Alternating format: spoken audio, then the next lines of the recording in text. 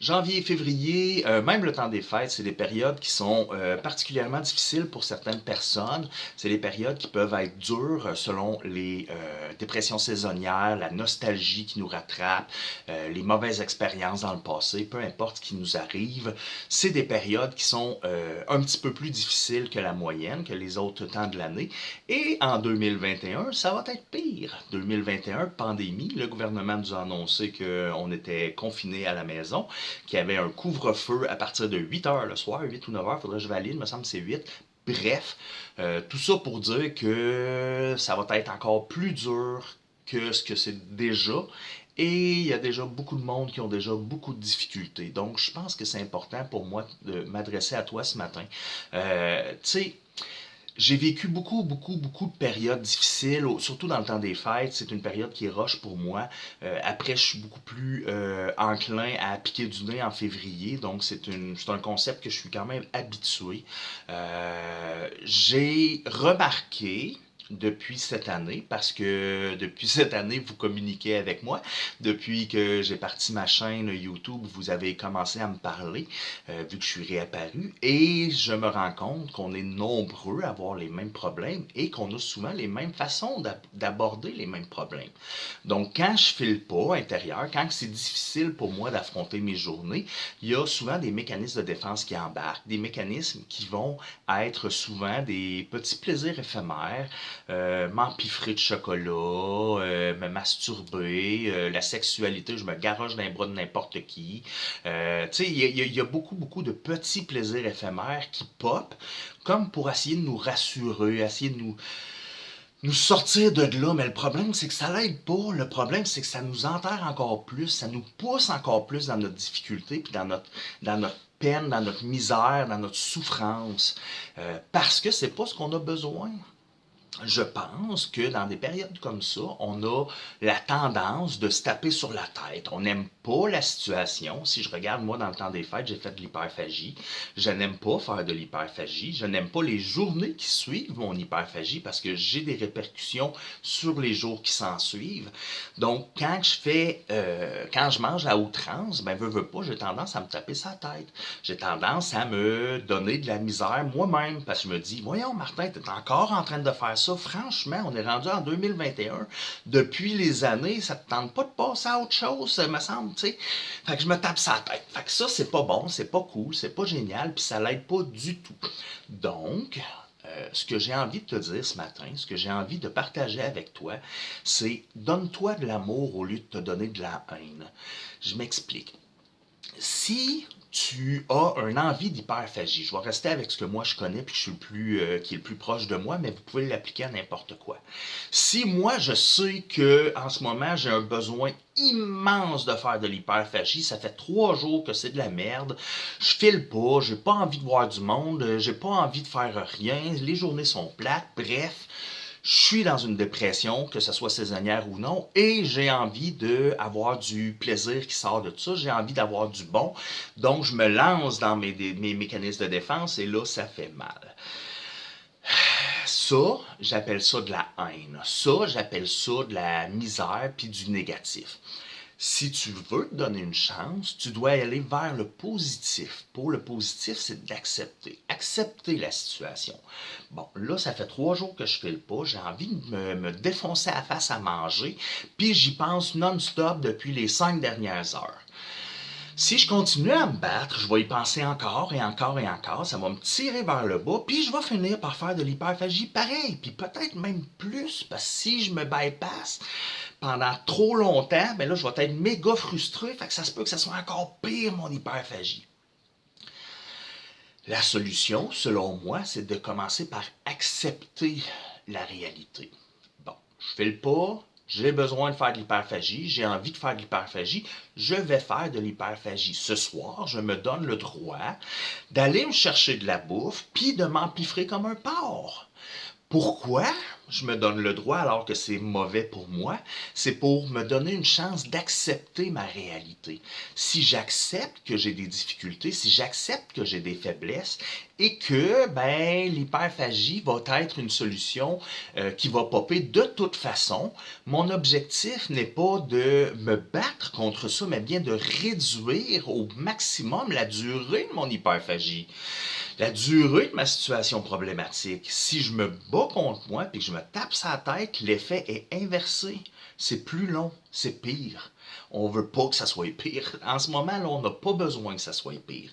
Donc, s'il vous plaît, acceptez, donnez-vous le droit de faire quelque chose qui est contre vous.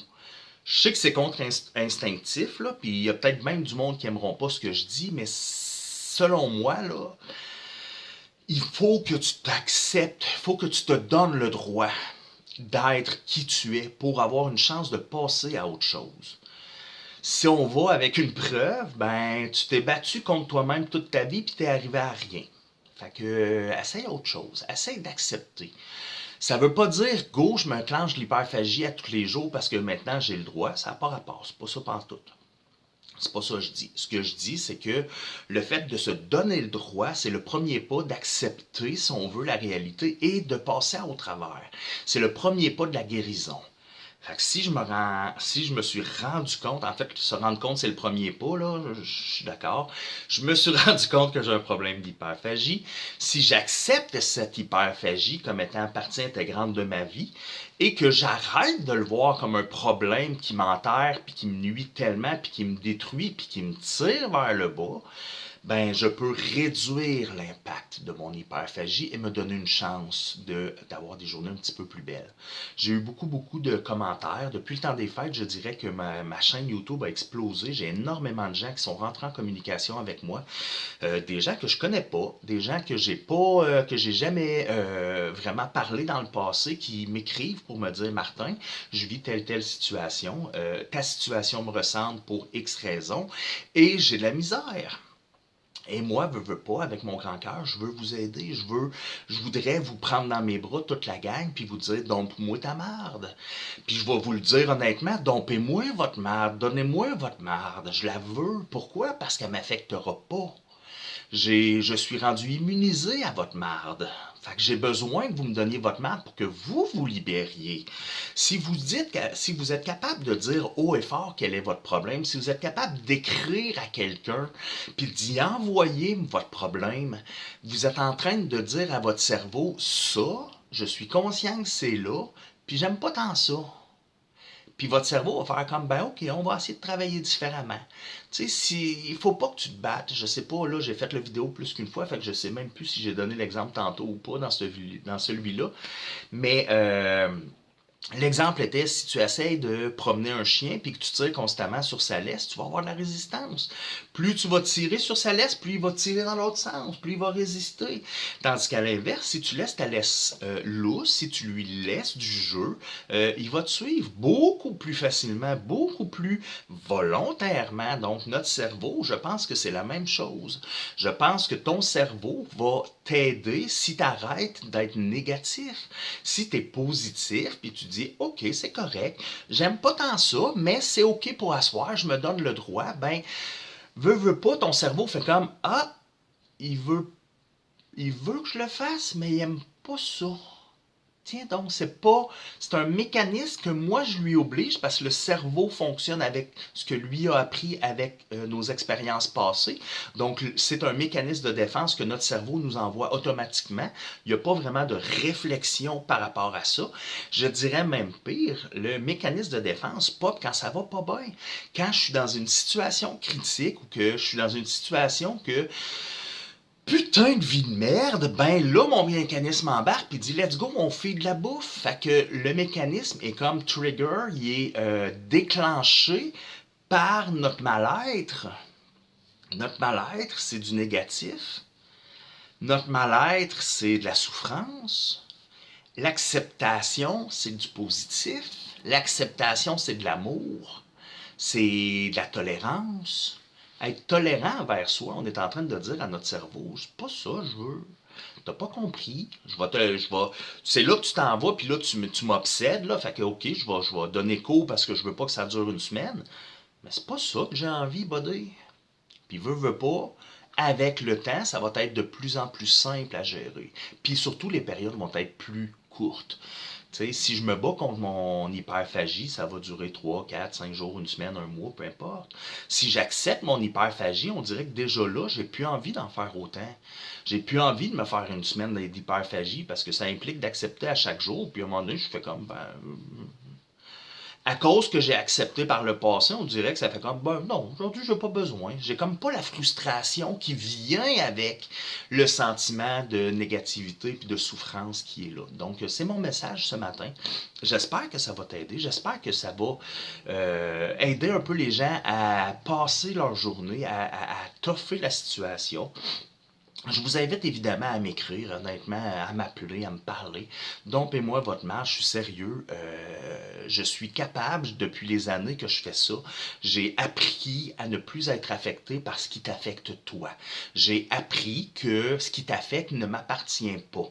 Donc, tu peux me domper beaucoup de choses, tu peux me dire tout ce que tu veux, tu peux crier après moi si tu veux, tu peux me domper ta marde violemment si c'est comme ça qu'il faut que ça sorte parce que je suis capable de le faire et parce que je veux que tu ailles mieux. Et je pense que tu n'iras pas mieux si tu n'en parles pas. Donc parle-en, drop ta marde, sors-les. Reste pas avec ça, s'il te plaît.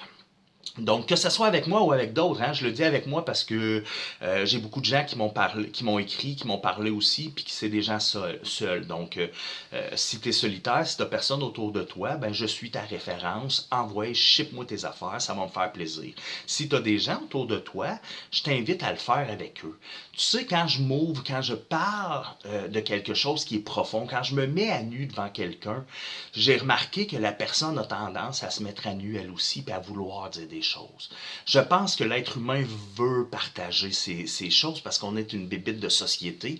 Puis je pense que naturellement, le corps et l'esprit sait qu'il faut parler pour se libérer. Je pense que c'est inné en nous. On nous a appris à pas le faire. On nous a appris à arrêter de faire ça parce que ça met les autres mal à l'aise. Mais si tu as quelqu'un que tu connais, avec qui tu es très à l'aise, si tu es en mesure de t'ouvrir extrêmement profondément, tu vas te rendre compte que l'autre aussi va te sortir des affaires. Laisse-lui de la place pour te parler après, puis tu vas te rendre compte que lui aussi va te dire des choses qui sont très profondes. Quand tu commences à partager des choses profondes avec quelqu'un, ta relation se solidifie, ta relation s'améliore. Il y a un respect qui se présente, il y a une compréhension qui se présente de plus. Donc, c'est la base de la communication. Donc, je t'invite à le faire avec quelqu'un proche de toi ou avec moi-même, s'il te plaît. Parle, vide-toi le cœur. Donc, c'est tout pour moi aujourd'hui. Si tu aimes ce contenu, ce genre de contenu, je t'invite à t'abonner à ma chaîne pour ne rien manquer. Comme ça, ben, tu n'auras pas de surprises de vidéos qui ont passé droit. Puis, si tu veux dire aux autres que c'est intéressant, un petit like, un petit pouce pour dire à tout le monde que c'est un bon contenu. Puis, sur ce, moi, je te dis à la prochaine. Merci beaucoup d'être là et s'il te plaît.